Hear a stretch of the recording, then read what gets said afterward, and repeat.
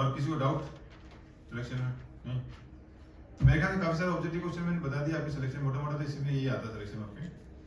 अब आएगा MSCP. MSCP में कॉमन क्वेश्चंस आते हैं कि पहला तो सिंपल क्वेश्चन होता है कितने एमएससीपी में कितने फाइनेंशियल एप्लीकेशन दिए जाते हैं, तो सबको मालूम है अभी 10 20 30 टोटल 3 मिलते हैं, 10 साल 20 साल 30 साल पे। रूल ये है कि लास्ट प्रमोशन से 10 साल या आपकी 10 20 30 साल जो भी सर्विस हो जिसमें से भी जो पहले हो जाए आपकी, ठीक है ना। अब इसको मैं शॉर्ट एग्जांपल सुनाऊं, मान लीजिए किसी आदमी ने ज्वाइन किया, उसको 2 साल में प्रमोशन मिल गया, तो नेक्स्ट एमएससीपी को मिलेगा 2 साल से 10 साल यानी 12 साल में या 20 साल, तो पहले क्या आएगा 12 साल।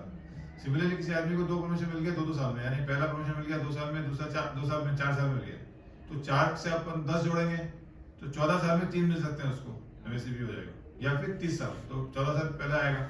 इस तरह आप कैलकुलेशन करते हैं। मेमोरेंडम निकला उसको प्रमोशन माना जाएगा कि ज्वाइनिंग वो बंदा लिख के देगा रिज्यूम तभी उसको हाँ, माना जाएगा। हाँ जी, रिज्यूम। कोई भी कर्मचारी का प्रमोशन जो है जिस दिन को वो रिज्यूम करेगा यानी लिख के देगा है resume my duties as a jubilee, उस दिन से आपको मिलेगा। जैसे आपका इंक्रीमेंट होता है ना, इंक्रीमेंट में लिख के देते नहीं, लेकिन इंक्रीमेंट आपको ज्वाइन करना जरूरी। फॉर एग्जांपल आप जैसे आपका किसी का जनवरी चल रहा है 1 जनवरी और आप 31 दिसंबर से छुट्टी पर चल रहे हैं, तो जब तक आप जब रिज्यूम नहीं करोगे आपको इंक्रीमेंट नहीं मिलेगा। सिमिलरली प्रमोशन भी आपको प्रमोशन ज्वाइन करना, ऑर्डर निकालने के बाद आपको ज्वाइन करना पड़ेगा। अगर आप छुट्टी पे चलते हो रिटायरमेंट ले लिया आपने, ज्वाइन नहीं किया आपको प्रमोशन का बेनिफिट नहीं मिलेगा, एटलीस्ट 1 दिन आपको ज्वाइन करना पड़ेगा, ठीक है ना। तो एमएससीपी में कमेटी जो होती है सीनियर स्केल ऑफिसर प्लस उनके जो चेयरमैन होते हैं वो जेग्रेड ऑफिसर जनरली होते हैं, और कमेटी का जो अप्रूव करते हैं एमएससीपी वो एसएसजी ग्रेड डीआरएम मीडियम करते हैं। इसमें एमएससीपी में जो नियम है आपकी क्वालिफाइंग स्टेज, जो नॉर्मली अपने जो पेंशनरी बेनिफिट में क्वालिफाइंग स्टेज में ट्रेनिंग पीरियड सब काउंट हो जाता है, जब इनिशियल ट्रेनिंग पीरियड होता है, लेकिन एमएससीपी में ऐसा नहीं है। एमएससीपी में सिर्फ रेगुलर सर्विस काउंट होती है जब से आपने रेगुलर ड्यूटी की। तो हम लोगों की जनरली तो कई लोग जिसकी ट्रेनिंग नहीं है, जैसे क्लरिकल में अगर डायरेक्ट ज्वाइनिंग होते हैं तो फर्स्ट डे से होता है, जो लोग बाहर से आते हैं जैसे स्टेशन मास्टर कमर्शियल तो उनकी ट्रेनिंग होती है, तो ट्रेनिंग पीरियड काउंट में नहीं होती, जब जो रेगुलर ज्वाइन करते हैं पोस्ट को वहां से काउंट होती है। सिमिलरली पहले सब्स्टिट्यूट और कैजुअल लेबर के मामले में रूल था कि कैजुअल लेबर का 50% पीरियड काउंट होता था और सब्स्टिट्यूट का 100% टीएस टू रेगुलर। अभी वो हट गया 2023 से, अभी आपका substitute TS granted casual labour और टीएस ग्रांटेड सब्स्टिट्यूट दोनों का पीरियड कोई काउंट नहीं होगा। जब से वो रेगुलर ड्यूटी पे आते हैं वहां से उनको एमएससीपी देनी है, आपको वहां से स्टार्ट होगा। पे फिक्सेशन का बेनिफिट सेम वैसे ही मिलता है आपको जैसे हम प्रमोशन पे मिलता है। एमएससीपी किसी को एमएससीपी मिला फर्स्ट सेकंड थर्ड, तो एमएससीपी पे सेम बेनिफिट मिलेगा जो प्रमोशन मिलेगा। इसका मतलब ये है कि कई बार प्रमोशन पे भी फिक्सेशन बेनिफिट नहीं मिलता है, आपको मालूम है नहीं मालूम है किसी को? इनको मालूम होगा, रनिंग वालों को मालूम होगा, रनिंग में नहीं मिलता जल्दी। कई बार जैसे रनिंग में गार्ड में और ड्राइवर में कुछ सर्टेन में जैसे जो डिटेल जो लिस्ट है रेलवे की वो 95/13 आरबी नंबर है, उसको बता रखा है कि सेम 6 पे कमीशन में ये नियम आया था कि जब भी पे बैंड या ग्रेड पे चेंज होगा तभी इंक्रीमेंट मिलेगा, बाद में लेवल चेंज होना चाहिए नियम। लेकिन कुछ ऐसे प्रमोशन होते हैं जो सेम लेवल में चलते हैं, जैसे रनिंग में सारे 42 में चलते हैं, तो उसमें बोर्ड ने स्पेसिफाई किया हुआ है कि यहाँ आपको इंक्रीमेंट देना है, उसमें एक आध में नहीं मिलता है लोगों को, ठीक है ना। तो अगर प्रमोशन में इंक्रीमेंट बेनिफिट नहीं मिल रहा तो एमएससीपी भी नहीं मिलेगा। और एमएससीपी का फंडामेंटल रूल ये है कि आपको एमएससीपी कहाँ मिलेगी, तो हियरकी बोलते हैं, सेम हियरकी, मतलब आपका जो एक तो होती है ग्रेड पे हियरकी, एक होती है आपकी प्रमोशनल हियरकी यानी एबीसी प्रमोशनल हियरकी। ग्रेड पे हियरकी क्या होगी आपका 1800, 1900, 2000, 2400, 2800, 4200 या लेवल 1, लेवल 2, लेवल 3 ये आपका हो गया। प्रमोशनल हियरकी क्या होगी, जो ये सबकी अलग अलग होगी। जैसे आपका क्लरिकल का हम बात करें तो प्रमोशनल हियरकी क्या होगी, जूनियर क्लर्क लेवल 2 फिर सीधा 2800 फिर सीधा 4200, ये आपकी प्रमोशनल हियरकी होगी, ठीक है। और रनिंग में तो क्या है, इनका लोको पायलट के साथ 1900 होता है, फिर 2400 होता है, क्या होता है आपका 2400 सीनियर हियरकी होता है। हाँ सीनियर 2400, तो 1900, 2400 फिर सीधा 4200 है ना, फिर 4200 इनका सारा ये एक 4200 पकड़ के रखते हैं। हाँ, और गार्ड में है 2800 फिर 4200 सीधा 4200 सारा। तो ग्रेड पे हियरकी या प्रमोशनल हियरकी में जो भी कम वाला है वो मिलेगा, ज्यादा वाला नहीं, ठीक है ना। अगर आपके ही एबीसी में कम वाला चल रहा है तो फिर आपको हाई नंबर, मान लीजिए आपको अब 4200 में है तो 4200 के वाले का एमएससीपी नॉर्मल केस में 46 मिलेगा, है ना नेक्स्ट वाला। लेकिन रनिंग में ड्राइवर गार्ड में 42 में ही प्रमोशन है तो फिर आपको 42 में ही जाना पड़ेगा। तो तो प्रमोशन हायरार्की और आपकी जो ये हायरार्की में जो भी कम वाला होगा वो उसमें जाना पड़ेगा आपको, ताकि एनोमली नहीं हो। पे फिक्सेशन का मैंने बता ही दिया कि जब भी कर्मचारी का एमएसपी मिलेगा FR 22A1 1A1 पे फिक्सेशन का केवल क्वेश्चन पूछा जाता है कि आपका जो प्रमोशन में पे फिक्सेशन होता है एमएसपी में कौन सा FR लगता है उसमें। आई मैंने बोल भी दिया, बताया कोई। FR 22(1)A1 ये प्रमोशन और एमएससी दोनों में ही लगता है, और FR 22(1)A2 क्या होता है? सेम स्केल वाला नहीं होता है। हाँ, सेम स्केल में अगर हाई रेस्पॉन्सिबिलिटी शोल्डर नहीं कर रहा है, हाँ नहीं, अब तो उसको भी प्रमोशन मान लिया, हाई रेस्पॉन्सिबिलिटी मान लिया उसको, ठीक है ना। तो FR 22(1)A2 होता है, वो फिक्सेशन में मिलेगा। और एक और मामला आता है एमएससीबी में कि कई बार ऐसा भी होता है कि आपका मान लीजिए जूनियर क्लर्क का जो बंदा है, जूनियर क्लर्क, उसको एमएससीबी दिया हमने 2000 में, नेक्स्ट 2000 ही होता है, ठीक है। और प्रमोशन उसको हम कौन सी में देंगे? 2800 में देंगे, ठीक है। तो अब इसको दो प्रमोशन मानेंगे, तो एक मानेंगे अपग्रेडेशन। अब उसको नेक्स्ट जो मिलेगा, मान लीजिए सीनियर क्लर्क उसको मिलेगी प्रमोशन, तो नेक्स्ट जो देंगे हम सेकंड एमएससीबी देंगे कि थर्ड देंगे? एक एमएससीबी 2000 मिल गया, अब प्रमोशन उसको सीनियर क्लर्क का हो गया है, नहीं कंफ्यूजन है, नहीं दोनों एक ही मिलेगा उसको, एक ही काउंट करेगा, एक ही काउंट होगा। लेकिन आपको जो सीनियर क्लर्क का जो प्रमोशन देंगे उसमें पे फिक्सेशन बेनिफिट नहीं मिलेगा उसको, क्योंकि 2000 में एक बार मिल गया है। कोई आदमी को अगर मान लीजिए किसी कर्मचारी को 3 एमएससी मिल गई, मान लीजिए फटाफट उसको 30 साल में 3 एमएससी मिल गए, 30 साल में, ठीक है। अजी 2800 मिनिमम तो देना पड़ेगा। हाँ, उसकी स्लैब में जहाँ पे उसका स्लैब हो जाए वहां लेके जाएंगे, ये रूल ये बताने वाला था मैं कि इंक्रीमेंट नहीं मिलेगा, लेकिन वो 2800 की जहाँ स्लैब में जा रहा है वहां उसको लेके चले जाएंगे, ठीक है ना। और किसी को मान लीजिए 3 एमएससी मिल गए 30 साल में, एमएससी मिलते ही उसको 3 और प्रमोशन 2-2 साल में मिल गए, तो क्या होगा? तो अप टू 3 एमएससीपी तक उसको 3 प्रमोशन था, उसको फिक्सेशन बेनिफिट नहीं मिलेगा। तो जितने एमएससीपी उतने प्रमोशन के बाद में मिल रहे हैं, मान लीजिए किसी को 2 एमएससीपी मिल गए, फिर 2 प्रमोशन मिले बाद में, तो अब जितने एमएससीपी मिल गए उसके बाद जो प्रमोशन होगा उसको फिक्सेशन बेनिफिट नहीं मिलेगा। 2 एमएससीपी मिल गए तो 2 नहीं मिलेंगे इसको, जो भी बात की जो प्रमोशन होगी, ठीक है ना। और एमएससीपी में जो है कई बार अगर एमएससीपी डिफर हो गया है, किसी वजह से नहीं दिया गया, ड्यू टू कोई सर्टिफिकेट टेस्ट पास नहीं किया है या कोई डिपार्टमेंट एग्जाम इंक्वायरी चल रही है, कोई इशू चल रहा है, उसको नहीं दिया है, तो उसकी वजह से सब्सिक्वेंट एमएससीपी डिले होगा।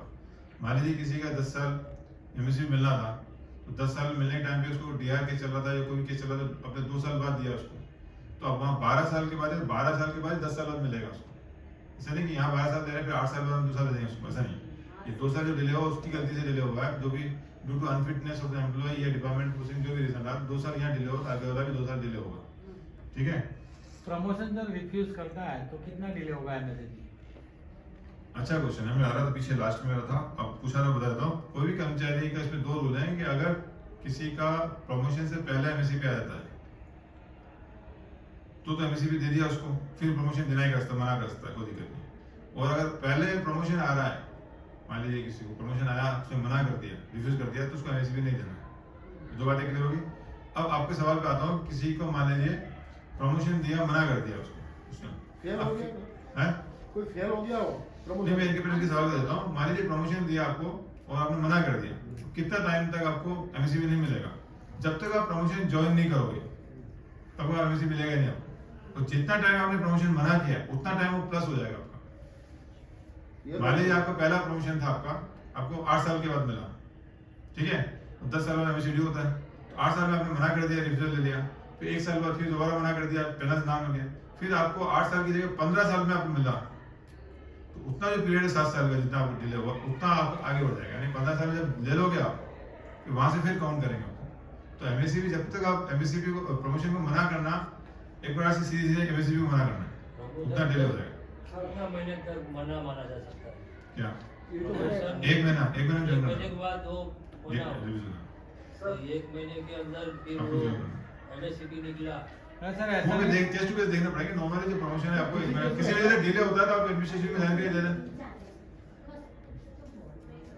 अगर आपको एडमिनिस्ट्रेशन रिलीव नहीं करी तो फिर अलग बात, मैं तो मैं एम्प्लॉय के ऊपर बता रहा हूँ। एम्प्लॉय अगर ज्वाइन नहीं करा है, एडमिनिस्ट्रेशन रिलीव नहीं करी तो एडमिनिस्ट्रेशन पावर होती है, उसमें एक रूल और भी है, किसी वजह से आप प्रमोशन ज्वाइन नहीं कर पा रहे हो तो नॉर्मली आपको डिबार कर देना है, लेकिन सर्टेन टाइम के थोड़े समय के लिए आप डिले मांग सकते हो। वही प्रोविजन है उसमें 224 के अंदर पैरा में, कि आप किसी वजह से आपको बहुत जरूरी काम है, शादी में जा रहे हो, आप मान लो जब आपकी बेटी की शादी हो रही है या सिस्टर की शादी है तो आप बिजी कैसे अटेंड करोगे, 2-3 महीने के लिए गया, कुछ इशू हो गया तो 2-3 महीने का टाइम आपको एडमिनिस्ट्रेशन दे सकती है, वो एक रूल है, लेकिन उसके लिए आपको स्पेशल परमिशन मांगनी पड़ेगी। सर एक केस ऐसा है कि 2020 में एमएससीपी ड्यू था, लेकिन वो कई कारणों से दिया नहीं एमएससीपी, और उसका रेगुलर प्रोफेशन 23 में दिया, तो वो एमएससीपी उसको मिलेगा 20 को? हाँ मिलेगा। तो वो अभी तक दिया नहीं उनको, तो आप मांगो मांगा उसने लेके दिया है, प्रोसेस कभी दिसंबर में ऐसा नहीं मिलेगा हाँ जी। नवंबर 23 में हमारा एमएससीपी ड्यू था, लेकिन यूपीएन हमारा 48 का हमारा फाइनेंशियल ऑपरेशन आ गया, ठीक है, उसमें हमारा स्टे आ गया। तो हमको क्या करना चाहिए, एमएससीपी लेना चाहिए या फिर वो जो स्टे हटता है उसकी राह देखनी चाहिए? नहीं, अगर मामला ऐसे नहीं मिला तो बोले एमएससीपी दे दो, मेरे को बाद में बैकडेट आ जाएगा तो वैसे तो आपको तो 1/12/2022 से मिलेगा ना आपको, देखिए मिलेगा सही, आपको वेट करना चाहिए, वेट कर सकते हो, बार-बार फिक्सेशन करेंगे। आपको लगता है नियर फ्यूचर में कोर्ट केस सॉर्ट आउट हो जाएगा तो फिर थोड़ा वेट कर लो 2-4 महीने। आपको लगता है कोई सालों तक नहीं होगा तो फाइनेंशियली क्यों लॉस उठाओ, एडमिनिस्ट्रेशन बोलो सर ये अभी 2-4 महीना वेट कर लेंगे, पता चला 10 साल तक चल रहा तो फिर आपको नुकसान है ना, तो फिर बाद में एरियाज को दिक्कत बाद में लंबा हो जाता है, तो आप बोलो एमएससीपी दे दो। तो ये शॉर्ट टर्म में अगर वेट करना है तो वेट कर लो, लेकिन आपको लगता है शॉर्ट टर्म में नहीं है वो सॉर्ट आउट, फिर आप मांग लो उनसे क्या हम ये दो। भाई रूल क्या है, बेसिक प्रिंसिपल क्या है एमएससीपी का, कि आपको फाइनेंशियल ऑपरेशन देना है आपको हर 10 साल में जो भी। अब आपका ड्यू था ठीक है 22 में, मिला तो है ना आपको फाइनेंशियल ऑपरेशन, आपको बेनिफिट देना, सरकारी पॉलिसी है आपको बेनिफिट देना, और नहीं दे पाए जो भी रीजन है, कोर्ट केस आपकी गलती नहीं है इसमें। आप बोले सर मेरे पास रूल है इस पर कि राइट मेरा ये है कि 10 साल में मिलना चाहिए, मुझे कुछ भी दो, आइदर प्रमोशन दो या फिर एमएससीपी दो, मेरा राइट मेरा है, ऐसा बोल सकते हो। सर डेट टेस्ट में अगर फेल हो गया है तो नहीं, मेरे साथ नहीं मिला, एमएससीपी नहीं मिलेगा? नहीं मेरे साथ नहीं मिला, क्योंकि ये देखिए एमएससीपी का देखिए कई लोग पॉजिटिव होते हैं, कई लोग नेगेटिव होते हैं। मेरा मानना ये है कि एमएससीपी का जो बेसिक फंडामेंटल रूल ये है कि कोई भी कर्मचारी एम्प्लॉय चाहे आप हो मैं हूं, मेरे चैनल में आगे प्रमोशन ही नहीं है, तो सरकार का मानना है कि चलो किसी आदमी को आगे एबीसी में कोई प्रमोशन से नहीं आ रहा तो हम उसको 3 अपग्रेडेशन देते हैं, लेकिन आपका प्रमोशन है आप काम ही नहीं कर रहे हो, आपकी सारी सीआर खराब है, आपको टेस्ट हो तो आपको पास करना है। भाई आप घर से ऑफिस कैसे आते हो, बाइक लेके आते हो नहीं आते? नहीं मैं तो बैठा हूँ घर पे, मैं क्यों आऊँ ऑफिस, ये कोई तरीका थोड़ी, आपको ऑफिस आना तो बाइक लेके आना है, प्लस राइट टाइम भी आना आपको। घर में आपके भी कई इश्यू होंगे, बच्चों को स्कूल वाला होगा, घर में लेडीज को काम बनाना होगा, सर मैंने तो घर में खाना बनाना था आज मैं तो नहीं आऊंगी, ये तो मतलब नहीं था ना, आपको ऑफिस आना करना, सैलरी लेनी है आपको तो आपको टाइम पे आना ऑफिस, तो ऐसे ही आपको प्रमोशन लेना है एमएससीपी लेना, तो मेरा मानना है टेट टेस्ट को पास करना है, दुनिया पास कर रही है, हम लोग यूपी एग्जाम पास करके बैठे हुए हैं, आपके टेट टेस्ट पास नहीं कर सकते।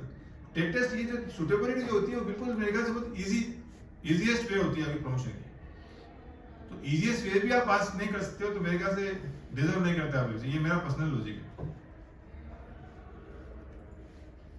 तो अब आता है बेंचमार्क के ऊपर एमएससीपी का। एमएससीपी में बेंचमार्क जो है पहला एक गुड था, जैसे 4200 में 12 साल हो गए, 4200 मेडिकल भी का राइट्स जो होता है उसको एमएससीपी का एडवांटेज नहीं सबको मिलता है। एमएससीपी जो है सभी रेलवे एम्प्लॉय इवन सारे सभी सेंट्रल गवर्नमेंट एम्प्लॉय पे लागू होता है। लोको पायलट की पूछ रहे थे, हाँ कोई भी लोको पायलट रेलवे एम्प्लॉय है ना, सेंट्रल गवर्नमेंट एम्प्लॉय है ना, सीनियर असिस्टेंट के बाद सेंटर का भी आता है तो उसका कुछ समझाइए ना।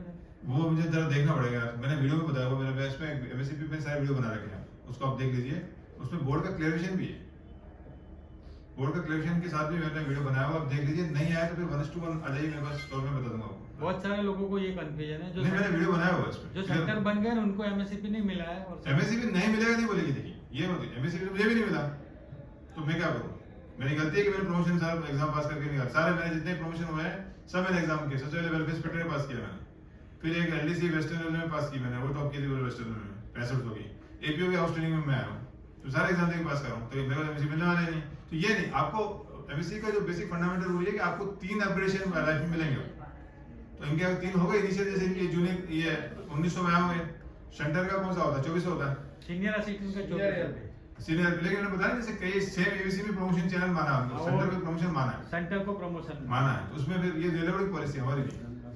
देखिए मैं एक बात बोलूंगा, बुरा ना माने तो हमारा कई बार क्या होता है, हमको अपना दुख ज्यादा लगता है, दूसरा का दुख कम लगता है, ये फंडामेंटल ह्यूमन नेचर है, ठीक है ना। आपको ये रनिंग को लगता है कि हमको 4200-4600 दिए नहीं, सारे प्रमोशन को 4200 दे दिए, और हमको क्या दिखता है, इनको 30% दिया है, हमको तो नहीं दिया रहा, ठीक है। रिटायरमेंट में 55 देते हैं वो। तो कहीं ना कहीं तो वेरिएशन है ना, हम कुछ बोल रहे हैं क्या, चुपचाप दिए जा रहे हैं आपको, हर बार सेटलमेंट ले जा रही है सही है क्या नहीं। तो ऊपर वाला जो है ना हर चीज हिसाब किताब बराबर करता है, एक चीज थोड़ा ज्यादा देता है, कम कर देता है। तो नियम जो भी बनाया, मेरा तो नहीं पता, जिसमें एक लॉजिक लगा रहा हूँ कि बोर्ड ने जो पॉलिसी बनाई है कुछ सोच से बनाई हुई, लेकिन आप ये नहीं कहते कि आपको कम मिल रहा है ज्यादा मिल रहा है, सबको बहुत ज्यादा मिल रहा है मेरे हिसाब से। मेरा देखिए रूल्स मैंने जितने पढ़े किसी ने नहीं पढ़े। रेलवे बोर्ड ने जितने बेनिफिट रेलवे एम्प्लॉयज को दिए हैं ना, मेरे को लगता है सेंट्रल गवर्नमेंट किसी को मिलते होंगे। आपको तो गाड़ी का इंतजार करते हो तो उसका मिलता है, वेटिंग पीरियड अलाउंस मिल रहा है, छुट्टी जा रहे हो तो 30% एक्स्ट्रा मिल रहा है, मिल रहा नहीं मिल रहा, इतना को मिलता है लेकिन मिल रहा है। तो मेरा मानना है कि इंसान को खुश रहना चाहिए, उससे उसकी हेल्थ अच्छी होती है। तो आप उसको मत देखिए, जैसे मैंने एक बंदे का मैं इंटरव्यू देख रहा था, बड़ा अच्छा इंटरव्यू था, कभी आप दुखी हो कि मेरे को तो एमएससी भी नहीं मिल रहा है, ठीक है ना, तो एक कागज पेन ले लो, लिखो कि मेरे को क्या क्या नहीं मिल रहा, मैं क्यों दुखी होना चाहता हूँ कि मुझे एमएससी भी नहीं मिला, या मेरे पड़ोसी का ज्यादा पैसा है, ये के बारे में वो टेंशन होता है, ठीक है। ऐसे लिखिए पॉइंट, मुश्किल से 10 पॉइंट एग्जाम आएंगे। और फिर दूसरी एक लिस्ट लगाइए कि मेरे पास क्या क्या है, और मेरा जो पर्सनल व्यू क्या क्या है, मैं सबसे पहले किसको रखता हूँ मालूम है, मेरे पास क्या क्या है, मैं सबसे पहले किसको रखता हूँ, किस चीज को रखता हूँ, मेरे पास क्या है, कोई बताएगा? नहीं, मैं रखता हूँ कि मेरे पास 2 आंखें हैं, 2 हाथ है, 2 पैर हैं, दिमाग है। आप जो है पीडब्ल्यूडी कोटा में जो कभी सिलेक्शन होता है ना आरआरबी में, उन लोगों को देखिए जो जमीन पे चल रगड़ के आ रहे हैं, किसी आंखें नहीं है, हाथ नहीं है। एक बार मेरा फ्रैक्चर हो गया था हाथी वाला, लेफ्ट हैंड, तब मालूम चलो भगवान से हल्का सा था फ्रैक्चर था, और मेरा हाथ में, तो मैं इसको यूज ही नहीं कर पा रहा था। तब मालूम चला कि पैंट पहनने में इतनी दिक्कत होती है, सिर्फ 1 महीने का इशू था। तो आपका एक हाथ नहीं होता, अपन को मालूम नहीं चलता कि अपन इतने हैबिचुअल होता है दोनों हाथ से हर चीज में। अगर आपका एक हाथ ही नहीं, अब पैंट कैसे बनोगे? काफी सारे काम जो है 2 हाथ से करते हैं, तो आपकी आंखें इजीली गाड़ी उठाए भाग रहे, इधर भाग रहे, आंखें नहीं, आप क्या करोगे? आप मतलब एक कदम चलने के लिए आप सोचना पड़ता है। तो मेरा मानना है कि भगवान की जो सबसे बड़ी दौलत दी है हमको, हमारे भगवान ने हमारे को, जिसकी हम पूजा करते हैं, मैं तो हिंदू तो पूरा भगवान की बात कर रहा हूँ, कि सबसे बड़ी दौलत है हमारे जो 2 आंखें, ये शरीर के जो पार्ट है ना, अगर सही पार्ट सही काम कर रहे हैं ना, इससे बड़ी दौलत दुनिया में कुछ नहीं है आपके पास। अगर कोई बोलेगा आपकी आंखें निकाल देते हैं 10 करोड़ 50 करोड़ ले लो, निकालो, क्या करोगे 50 करोड़? तो सोचिए कि कितना हमारे पास, ये सबसे बड़ी दौलत है। फिर ये एक साइड में हट के आ गया। इसके अलावा आप देख लीजिए आपको रेलवे में क्या क्या मिल रहा है। जैसे आप एमएससी जब रेलवे की हम बात कर रहे हैं, तो रेलवे ने मुझे एमएससी में ही नहीं दिया, तो आप देखिए रेलवे में जो रनिंग के 50 अलाउंसेस होते हैं आपके, जो हमको नहीं मिलते हैं। तो ऐसा देखा जाए तो हमारे पास काफी सारी चीजें, हमारे मकान है, घर है, फैमिली है, बच्चे हैं, कईयों के बच्चे नहीं।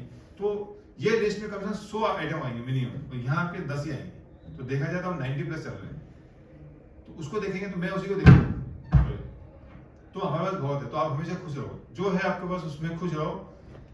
किसी के पास ज्यादा है, लेकिन हमारे से कम वाले लाखों लोग हैं नीचे, हमारे से ऊपर कम लोग मिलेंगे। मुझे लगता है 20-30% हमसे ऊपर ज्यादा मिलेंगे, 70% लोग जो है हमारे से नीचे हैं। और अभी जो 7th पे कमीशन के बाद जो रेलवे बोर्ड ने जो हमारे जो भारत सरकार ने जो हमारी सैलरी बढ़ाई है ना, प्राइवेट वाले भी बेचारे टेंशन में बैठे हुए। तो मैं इतना ही कहूंगा कि बहुत कुछ है, उसमें एंजॉय करो, जो नहीं है उसको छोड़ो, ठीक है। तो आप बेंचमार्क में हम चलते हैं। फिर भी जो आपका राइट है, अगर आपको लगता है कि आपका राइट मिलना चाहिए, तो फिर आपके डिस्कस कर सकते हो। और हो सकता है आपको मिलना चाहिए, नहीं मिला, वो अलग इशू है, उसके लिए आप लड़िए, को दिक्कत है। तो बेंचमार्क का जो रूल था हमारा, वो है 25/7/2016 कट ऑफ डेट है। उससे पहले गुड बेंचमार्क हुआ करता था, और 25/7 के बाद 16 के बाद वेरी गुड कर दिया है। इसमें काफी लोगों को कंफ्यूजन है कि इसमें एवरेज करना है नहीं करना है। मेरे पास ऑल इंडिया से काफी फोन आते हैं, हमारे वेस्टर्न रेलवे तो हम एवरेज कर रहे हैं, कई रेलवे में नहीं कर रहे, वो बोलते हैं कि हर 3 साल का वेरी गुड होना चाहिए। तो मेरा मानना है कि मैंने वीडियो बनाया था इसमें, जिसमें कहा गया 25 आरबी नंबर 25/2010, और 2-3 रेलवे को लेटर बताया था, इसमें वेस्टर्न रेलवे में क्लियर किया है कि आपको एवरेजिंग करना है। उसमें क्लियर में ये कहा गया था कि तो कितने साल का सीआर लेना है। 2010 में क्लियर रेलवे बोर्ड ने क्या था कि आपको जो प्रमोशन के लिए जो हमारा पॉलिसी है, वो इसमें अडॉप्ट करनी है रिगार्डिंग कितने साल के सीआर लेने हैं और कितना एवरेजिंग करना है नहीं करना। तो उसमें दोनों प्रमोशन में हम क्या करते हैं, एवरेजिंग करते हैं और 3 साल के सीआर लेते हैं। यही पॉलिसी अडॉप्ट करने के लिए बोर्ड ने 25/2010 में बोला, यानी हमको एमएससीपी में भी सीआर को एवरेजिंग करना है, 3 साल के वेरी गुड होने की जरूरत नहीं है। अगर किसी का आपका आउटस्टैंडिंग है, एक में वेरी गुड है और एक में आपके गुड भी होता है, तो भी बराबर। तो भी आपके 12 नंबर हो जाते हैं, तो आपको मिलना चाहिए सुटेबिलिटी। लेकिन कई रेलवे अभी थोड़ा डाउट वो नहीं दे पा रहा, लेकिन वेस्टर्न रेलवे जनरली दे रहे हैं रेजिंग, ठीक है। तो कट ऑफ डेट कई बार एग्जाम में आती है, तो 25 जुलाई 2016 याद रखिए कट ऑफ डेट से पहले। 25 जुलाई 2016 से पहले के जो एपीआर है, गुड एपीआर, उनको एमएससी पर्पस से वेरी गुड मानना है। ये भी पॉलिसी रेलवे बोर्ड की आएगी। मान लीजिए आपको किसी वजह से आपका जो एमएससीपी है वो 2017 में ड्यू हो रहा है, 18 में ड्यू हो रहा है, और आपका एक 25 से पहले 2016 से पहले का, मान लीजिए 2015 का है, वो आ रहा है उसमें, तो अगर उसमें गुड है तो उसको वेरी गुड मानना है बोर्ड की policy for the purpose of APR, ठीक है ना।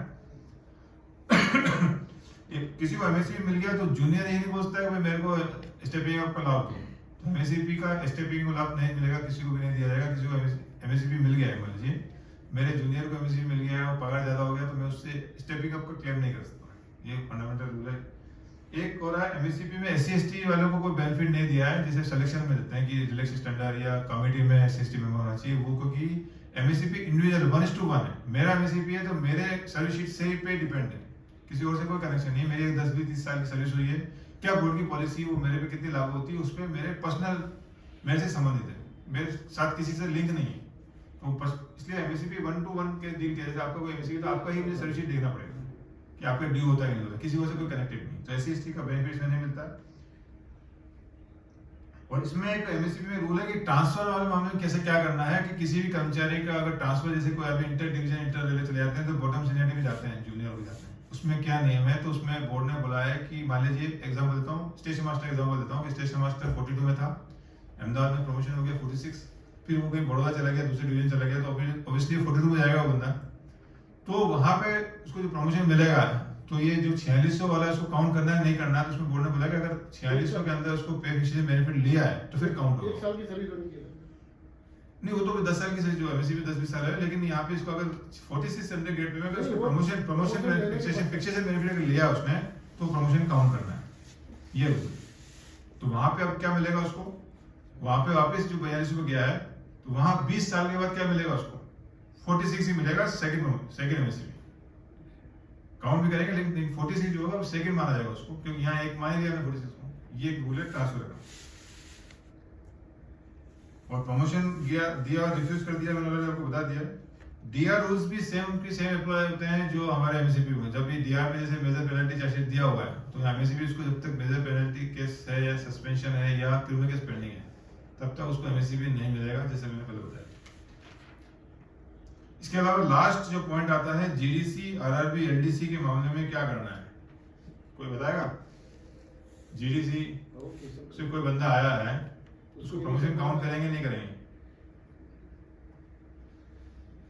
आपके यहाँ जैसे टैगमैन वगैरह जीडीसी में कोई जीडी क्लर्क बन गया, उसको प्रमोशन मानेंगे नहीं मानेंगे? प्रमोशन मानेंगे कौन बोला है? तो कोई भी कर्मचारी जो है अगर आरआरबी या जीडीसी से आता है, बेसिक स्पीड फंडामेंटल रूल ये है कि कोई भी कर्मचारी अगर डायरेक्ट रिक्रूटमेंट की पोस्ट टच कर रहा है, टीआर कोटा की, हमारे यहाँ जो पोस्टें होती है, कुछ पोस्टें होती है डीआर कोटा, जहाँ डीआर कोटा है, जैसे एग्जाम्पल सीनियर क्लर्क की बात करें तो सीनियर क्लर्क में डीआर कोटा भी है, रैंकर भी है और एलडीसी वगैरह भी कुछ होता है। तो अगर एलडीसी वगैरह लेता है वो तो प्रमोशन माना जाएगा, लेकिन अगर डीआर कोटा में आ रहा है डायरेक्ट, या तो आरआरबी से आ रहा है या जीडीसी से, या आरआरबी का पोस्ट जीडीसी लेता है, तो आरआरबी के थ्रू आ रहा है, जीडीसी के थ्रू आ रहा है, जो कि डीआर कोटा की पोस्ट पे आ रहा है, तो उसको फ्रेश माना जाएगा, वहां से उसकी सर्विस एमएससी में काउंट होगी, पुरानी सर्विस पुराना काउंट नहीं होगा, उसका सर्विस भी काउंट नहीं होगी, वहां से भी 10-20-30 साल नया चल जाएगा। कई बार रेयर केसेस में ऐसा होता है कि एलडीसी की जो पोस्टें होती है वो जनरली प्रमोशनल कोटे होती है, लेकिन कई बार क्या होता है कि हमारे रूल चेंज होते रहते हैं। मान लीजिए अभी कोई सीनियर क्लर्क की मान लेते हैं, सीनियर क्लर्क की मान लीजिए जो पोस्टें आपकी 20% या 13% की डीआर कोटा की है, 20% से डीआर कोटा है सीनियर क्लर्क में। अब बोर्ड ने बोल दिया, मना कर दिया कि नहीं 20% को अभी डीआर कोटा नहीं करना, सब प्रमोशन कर दो, इसको एलडीसी कर दो, तो एलडीसी प्रमोशन कोटा कर दिया, ठीक है। लेकिन टाइमिंग या कई बार उल्टा होता है, मैंने उल्टा बोल दिया, कई बार क्या होता है कि आपके 20% जो प्रमोशनल कोटा है वो डीआर कोटा कर दिया आपका, ठीक है, लेकिन वन टाइम एग्जामिनेशन दे दिया नहीं, वन टाइम चूंकि अब डीआर में वैकेंसी आएगी, भरेगी, आरआरबी इंडियन जाएगा, तब 2-3 साल आ जाएगा, तब तक हमारी पोस्टें खाली रहेगी, तो वन टाइम एग्जामिनेशन देके प्रमोशन से बढ़ दो इसको, लेकिन पोस्ट तो डीआर कोटा की होगी। तो ऐसे मामले में जो है आप उसको फ्रेश माना जाएगा, ये स्पेशल एक जेई ड्राइंग करके था 1996-98 में, तब ऐसे हुआ था कि 46 की जो पोस्टें थी 4600 ग्रेड पे, उसमें इनको डायरेक्ट रिक्रूटमेंट एंट्री पहली बार किया उसको जेई ड्राइंग 1998 या 96 में। तब टेम्परेरी बोला था कि ठीक है जब तक इंडियन का लेटर का अभी वन टाइम एक्सटेंशन जो भी इंजीनियरिंग ग्रेजुएट है उनसे भर लो इन पोस्टों को। तो उन्होंने लोकल लेवल पे एलडीसी किया था। वो रेयर केस में आपका एलडीसी होता है, लेकिन एलडीसी जितना भी नॉर्मल केस में सारा प्रमोशन माना जाएगा। बाकी आरआरबी जीडीसी जो भी आएगा वो जो है फ्रेश माना जाएगा एमएससी प्रोसेस। तो मेरे ख्याल से एमएससीबी का भी टॉपिक मेरा हो गया है, और इसमें कोई क्वेश्चन पूछना है एमएससीबी सिलेक्शन पूछ लीजिए। तो आज काम जब तक खत्म प्रमोशन दिग्विजय वाला एमएससीपी का एक बार जरा गहराई से समझाइए। कोई भी कर्मचारी अगर पहले प्रमोशन आता है, ठीक है, और उसने रिफ्यूज कर दिया तो फिर उसको एमएससीबी राइट नहीं आएगा। एमएससी का बेसिक फंडामेंटल जो प्रिंसिपल यही है कि आपको प्रमोशन नहीं दे पाई थी एडमिनिस्ट्रेशन, इसलिए आपको एमएससीबी दिया। लेकिन आपको प्रमोशन दिया, आपने मना कर दिया, तो फिर एमएससीबी किसका आता है। लेकिन अगर रिवर्स हो कि आपको एमएससीबी 10 साल में आता है, 10 साल तक प्रमोशन हुआ नहीं, तो आपको 10 साल में अगर प्रमोशन की जगह एमएससीबी दे दिया, तो फिर अगले साल ही आपको प्रमोशन आता है और आप किसी वजह से आप नहीं जा पा रहे, ज्वाइन नहीं कर पा रहे, जो फैमिली जो सर्कमस्टेंस है, तो आप मना करो तो आपको ये एमएससीबी रिटर्न नहीं होगा जो दे दिया। लेकिन अगला एमएससीबी उतना आपका डिले हो जाएगा। मान लीजिए आपने 11वें साल में आपको प्रमोशन मिला और आपने मना कर दिया, फिर वो आपको 18 साल में मिला, 18वें साल में मतलब 7 साल बाद, तो 7 साल आपका उतना डिले हो जाएगा। यानी 10 साल के बाद 10 + 10 + 7 अगला एमएससीबी आपको 17 साल बाद मिलेगा। मतलब जब प्रमोशन लगे उसके बाद 10 साल कितना है? हाँ, उतना पीरियड मानो रिविजन नहीं, आपने एक साल यहाँ कर लिया ना, 10 से 11 में मिला, एक साल ये काउंट हो जाएगा आपका। जितना पीरियड आप डिवाइडेशन में आपने मना किया उतना पीरियड उतना उतना आपको लॉस होगा। 6 साल आपने मना किया, 6 साल आप मना करना। मान लीजिए आपने 10 साल में आपको प्रमोशन मिला, सॉरी एमएससी मिला, 15 साल में आपको प्रमोशन मिला, तो 5 साल का हो जाएगा।